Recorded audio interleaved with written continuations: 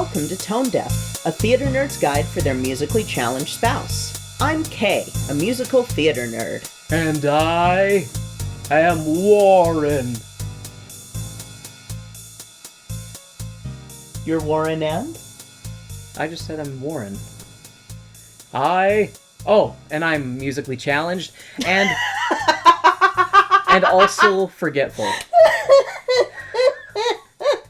I have a feeling that 100 years from now, the word Warren will also have a new definition in the dictionary, and it'll say someone who is forgetful. It'll either say someone who is forgetful or 46th President of the United States. In 100... Elizabeth Warren. Oh! Ha! Kay is funny and I am obtuse. You're fine. So, this episode, as promised, we're doing something happy. And funny. And it won't require your screaming pillow. Woo! So long! So, this week we're going to be talking about the start of a genre of theater, specifically black theater, that got its start in the 1920s. We're going to talk about one of the earliest possible examples, and most likely the first example, of the church play. Or the church fight play.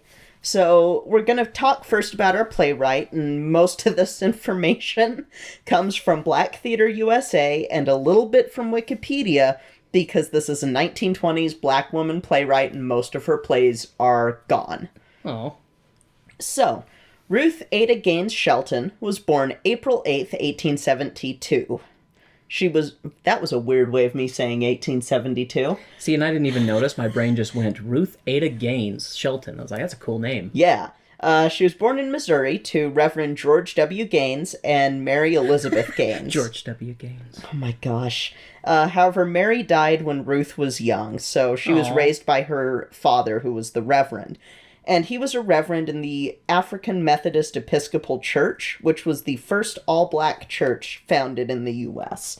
Fun fact, allegedly, and I don't know how true it is because I'm not really in contact with that side of my family, my choice, one of my relatives back in the day started the first AME church in the town that they were in. Allegedly. But I don't know how true that is, because I don't want to contact people and go, hey, who was it, and can I verify this? AME, is that African American... African Methodist Episcopal Church. Oh. Wow.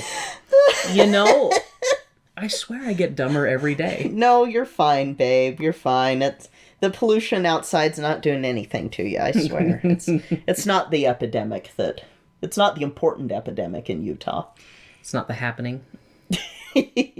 So, Ruth graduated from Wilberforce University in 1895 and moved to Montgomery, Missouri, where she became a teacher. It was there that she met her husband, William Oberon Shelton, in 1898.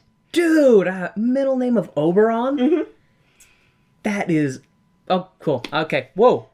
I forgot our rating for a second. I almost gave him a very Warren compliment. What's really fun about this is that I know why Warren is excited about Oberon, and it's not the reason that most of our audience might think. Probably, but... Or at least the theater-going half of our audience would think. and actually, I think you probably don't quite know either what I was going to say. Warframe? Well, no. Yes, but that wasn't what I was going to say. Oh, what were you going to say? I'll whisper to you. Not much more on her life is available outside of what she is best known for, which are her plays. Like I said, only one is still extant. So most of her plays were meant for her friends, for church groups, clubs, etc., which might be why there's only one that's still around. However, there are some signs that some of her plays at one point or another were submitted to the Crisis, like the one that we're covering today, since there is a program for Aunt Hagar's Children available in PDF form online. But again, it's only the program, it's not the script. So not really anything that you can piece together from that. Her other non-extant plays, and thus not even a summary survived that I could find, were The Church Mouse, Gina the Lost Child, Lord Erlington's Broken Vow, Mr. Church and Parson Dewdrop's Bride, and of course, the one that's extant, The Church Fight. And that's what we're covering today. This play won the second place in the Amy Springarn contest in The Crisis, and it won Ruth $40 in 1925. So $40 of 1925 money, not bad. This is a first of its genre, the church fight genre, and we'll cover other ones later. There's a whole genre called church fight. Yes. And this launched it. Awesome. So we'll cover some of these later, and I actually found a couple full productions of James Baldwin's Amen Corner online, which is awesome because that means I don't have to read it when we cover it. I don't have to do a 1K production there. But I wasn't able to find anything with Andrew Burris's You Must Be Born Again, and not much on Hal Johnson's Run Little Chillin'. If anyone has access to these, please let me know so that I can present them to Warren. Also, you'll like this. The show is not about racism or anything like that. You will not have to use your screaming pillow. You will not have to sit there and go, I'm about to build myself a time machine and go back and punch some white supremacists. Or grab the car and go out currently and punch some white supremacists. I was like, which is good because, 1, I can't build a time machine. Correct. 2, I yeeted my screaming pillow over there where I cannot reach. And 3, I really don't want to get arrested. No, I don't want you to get arrested. That would suck. And 4, I love you. I love you. And 5, I love our dog. I love our dog too, and she loves us, I think. I'm pretty sure she does. You provide me food, that's good enough. So, the thing that this is going to be about is one of the main reasons that I left the church. Church politics! Oh, yay. It's an allegory for all of the stupid stuff that happens in it. So the names are all going to be allegories, which kept this play universal. And folks who've been regulars in a church and involved in the not-so-Jesus-y parts of church will recognize the characters. You mean the tax-exempt business portions of it? Exactly. This show is satirical and does things that weren't being done in plays at the time. It was poking fun at a more serious subject because church drama can actually be serious and tear a church apart. You've seen that. Yeah, I've seen that at a church I've been to. And according to Black Theater USA, you're not going to see this type of satire tackling the more usual subjects of black theater, so like the black experience that's fraught with racism and microaggressions from non-black folks, until the middle of the 1900s, which will culminate in my absolute favorite satirical play of all time, which we'll cover next year, George C. Wolfe's The Colored Museum, which actually pokes at black theater. Really? Yes. It is so amazing. That's where when you hear me say, no more Mama on a Couch plays, that's what that comes from. And we haven't gotten to a Mama on the Couch play yet. I was going to say, and I still don't get that reference. I don't know what a Mama on the Couch thing is. But you will. So, just so that our audience knows the characters ahead of time, we're going to be following the brothers and sisters of this congregation. We have Brother Ananias, which I'll explain later, Brother Investigator, Brother Judas, and Parson Procrastinator. And then the sisters, Sapphira, who we'll talk about in a sec, Sister Instigator, Sister Meddler, Sister Experience, Sister Take It Back, and Sister Two-Face.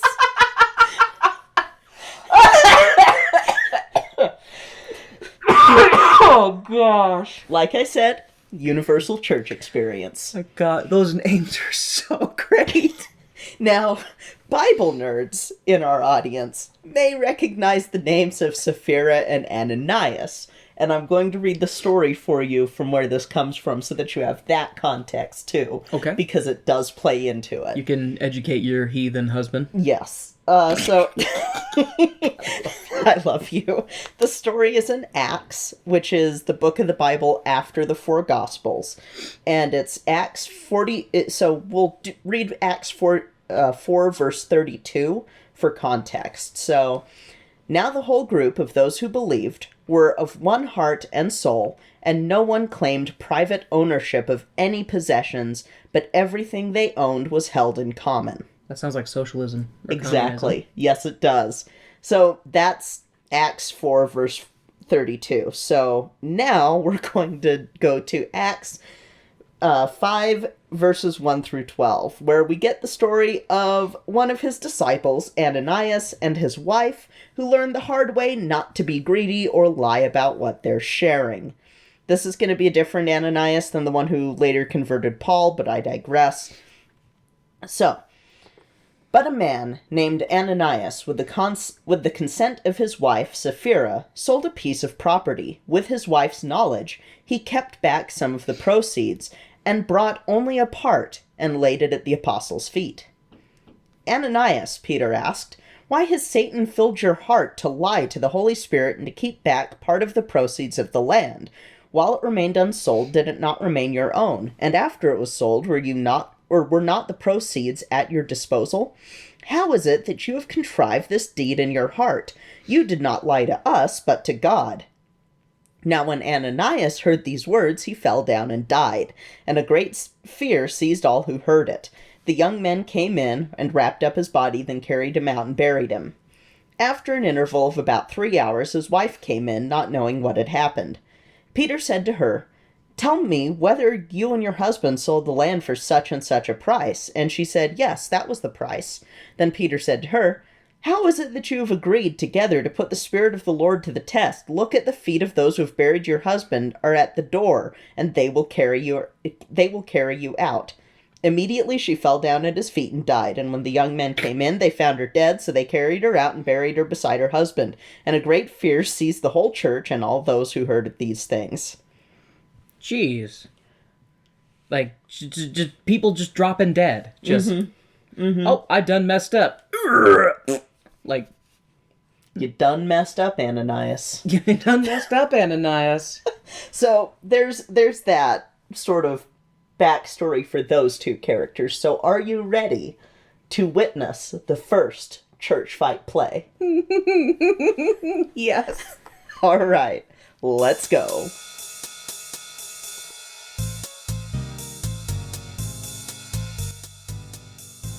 Hey, Warren. Hey, Kay. Do you know what time it is? Is it time to thank our favorite people in the whole world? Heck yeah! Today, we would like to thank our stage crew sponsor, Jasmine Wu, And our producer circle sponsors, Bianucci, Reagan, and Taylor Brandt. Thank you all so much for your support of our show. We truly appreciate it. Today, I want to talk about a podcast called The Cut. Now, this is a barbershop-style podcast, so it's just a guy and his friends talking about sports, talking about current events, talking about politics, talking about movies, all sorts of different subjects. Now, this one is rated explicit, so our younger audience probably shouldn't be listening to this one yet, but for our older audience, I highly recommend it. All of the guys are fun to listen to. They can bring in different perspectives that you often didn't think about before. I recommend checking out The Cut on your favorite podcatcher. And now, the lights are going down and the music's starting back up, so let's head back to the second act of our show.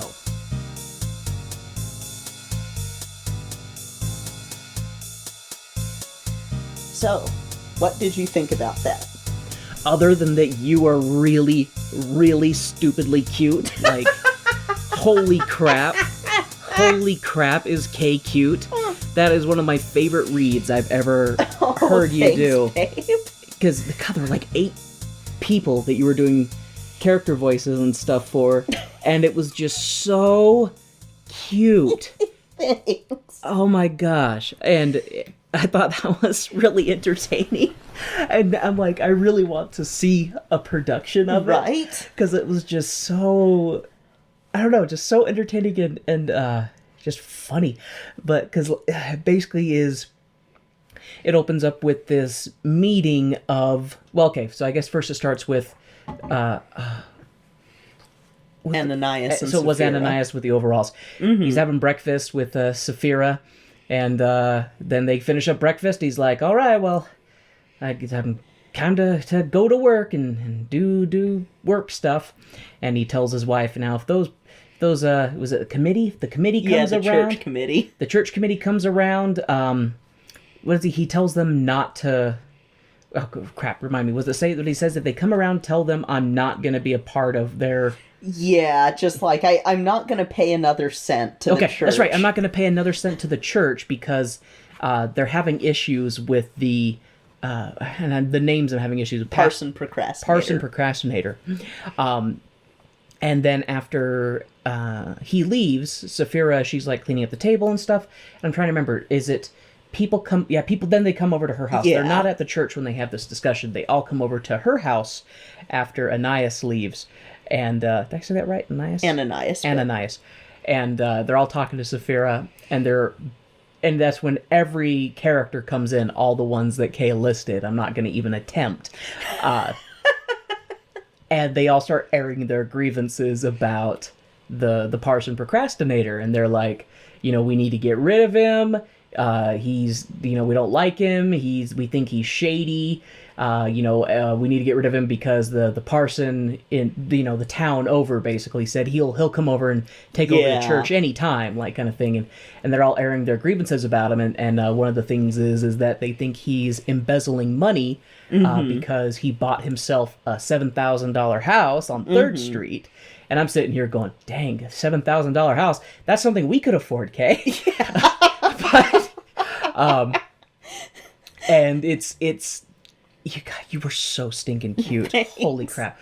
But and as they're airing their grievances, the characters were funny because like, okay, they're airing their grievances and then the parson kind of shows up out of nowhere. And I don't know, did they say how he heard about the meeting? Or was it just he just shows up? He just shows up. He just, parson bombs the meeting about him. And he's like, what's all this going on? I hear that you're unhappy with me and blah, blah, blah. And like all the people who were complaining about Face and they're like, oh, I don't know. Oh, what was the line that made me laugh? And I think it was it Two-Face who said, I know who said it because I was looking right. Sister Meddler. Meddler. She's like, I know who said, something naughty bad about you because I was looking in her face when she said, looking in her teeth when she said it. And the parson is kind of like, okay, who was it? Own up. If you are going to say this about me, at least own up to it. And tell me directly you have a problem with me. And nobody will. And then he's like, okay. And then was it, I can't remember who it was that brought up with the parson the fact that he has the 7,000, they bought a house? Sister Experience, because she has been in a church fight before. And she was talking about, we don't want to be in a church fight. Like, we don't. And because I guess I was a little unclear on the church fight. Is it basically if half of the congregation votes to kick him out and half the congregation doesn't, and so they're basically at a stalemate, so they're stuck with a parson that they don't want? Yeah. Kind of thing. So that's the church fight? Yeah. Kind of thing? And just like, because church fighting, it'll be over usually something to do with the parson or the pastor or the reverend, but, there's other things that you could be fighting over. In the more serious aspects, it would have been like when the ELCA was deciding whether or not to allow gay pastors. That's when they split. And that's when they split, but... Because I figured the number 2 reasons that there would be a church fight would be over how money is being spent, the donation money is being spent, and what the pastor is teaching, like what they're preaching. Yes. If they're, preaching nothing but fire and brimstone, or if they're preaching, hatred versus love and stuff like that.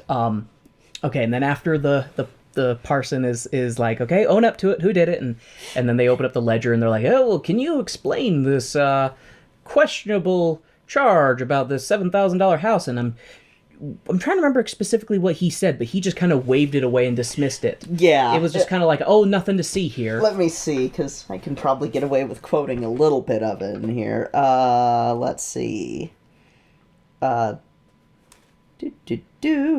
So, that's it, is it? Well, I want to be the one, I once the one who said it, to get up right here and tell me why they want to charge against me. And that's when you have them going, well, I never said it, but I know who did say Yeah, it. because I was looking in her teeth when she None said of it is, but it's none of my business. And then, yes, it is your business, Sister Experience. You know from your past experience what it means to have a church fight. Now, I want the one who said that charge to own it.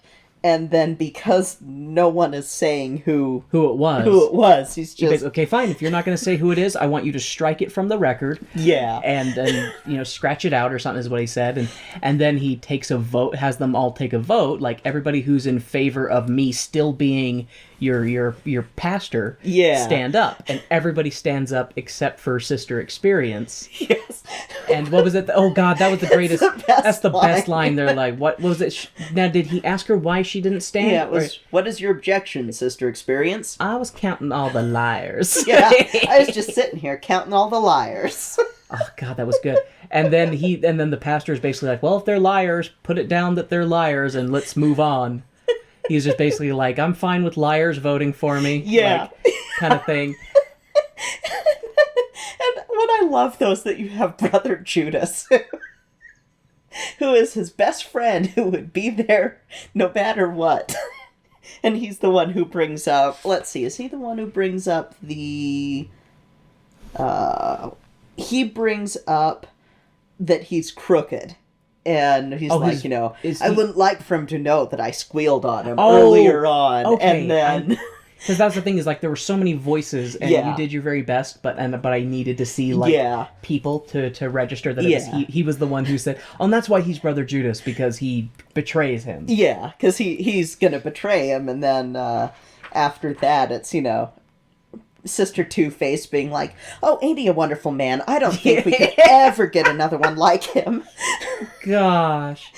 Yeah, after she's talking crap about him, how they need to get rid of him, and then she's like, isn't he the best? We love him. And then I love Sister Medler after they're all doing their whole, oh, I love this guy. I would never say anything. It's just like, you all ought to be ashamed of yourselves after starting all this fuss and then denying it. Never mind. I'm gonna go tell Parson Procrastinator.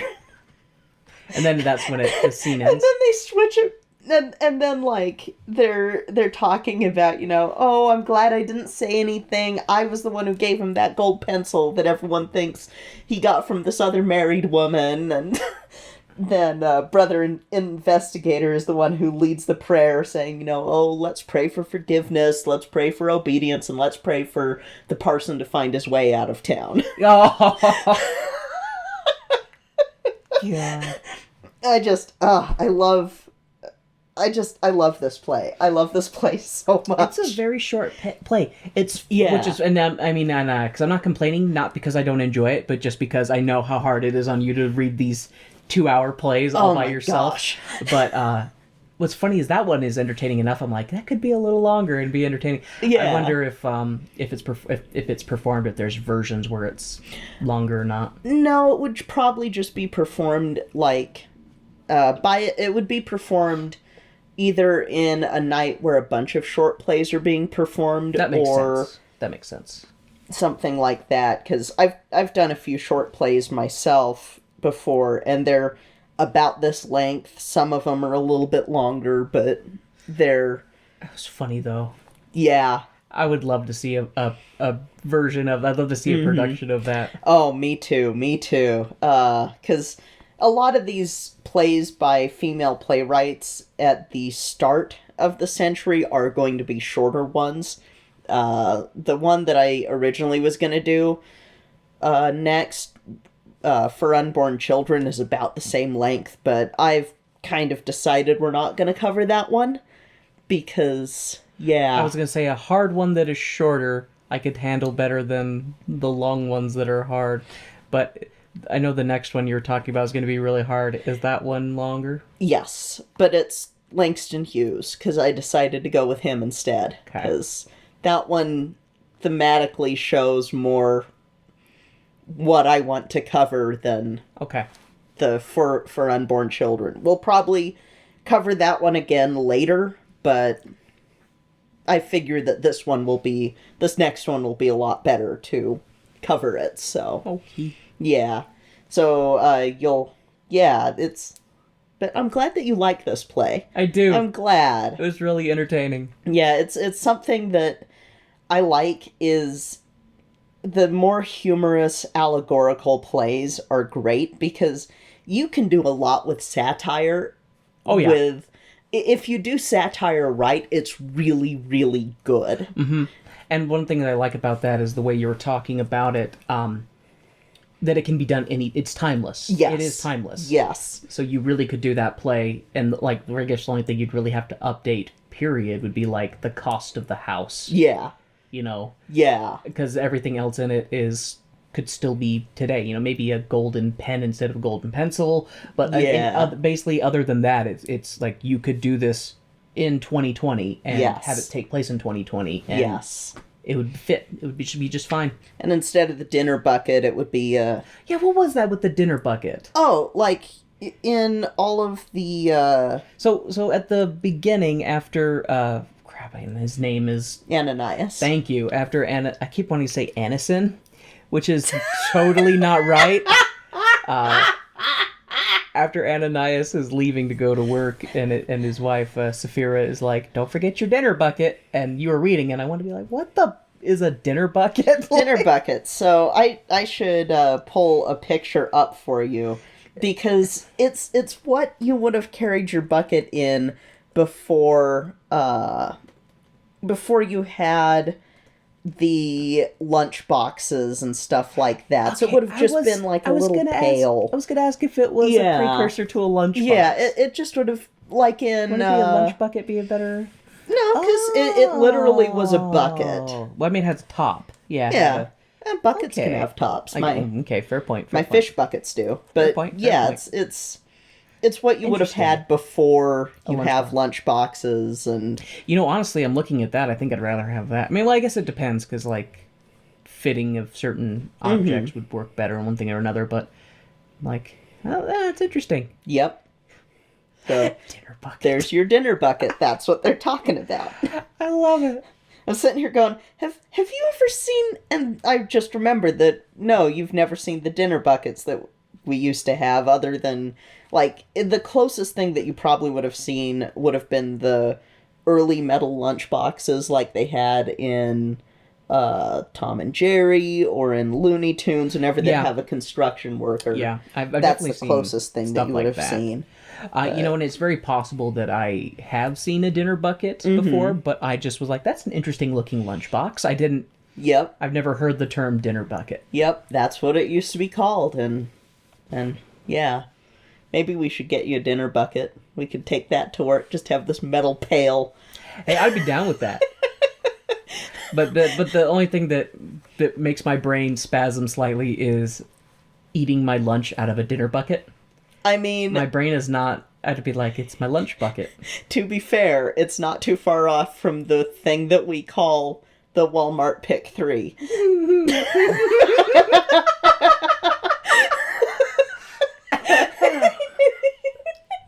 The F-it bucket? Yes. Yeah.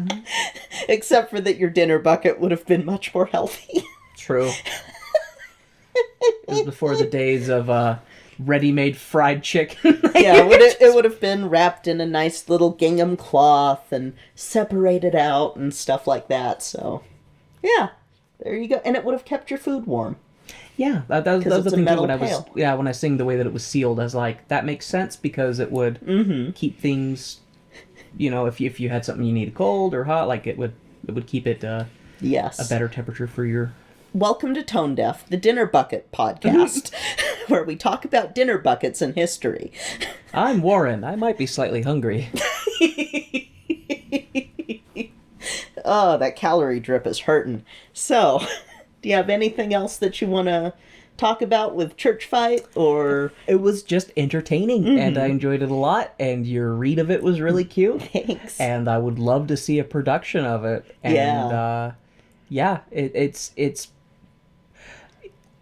it's a lighthearted one, and I'm glad that we did it, because some of the other ones were really, really, really hard. And And I am very happy to see positive Black history plays done during a time when a lot of things were really bad. Yes. So I'm very grateful to know that it wasn't all terrible. Mm-hmm. Yeah, and I mean, granted, the next one's gonna hurt, but then after that, I'm going to start us on the ones that I found video for, so that I can have a break. It'll save your voice. Yes. Because I swear the prep work for these is harder, because then I have to read the play all the way through and get ready for, and it just, no, I'm so excited to do Harlem is Heaven after the next one. So, speaking of the next one, hit me with it. We will be talking all about the tragic mulatto trope.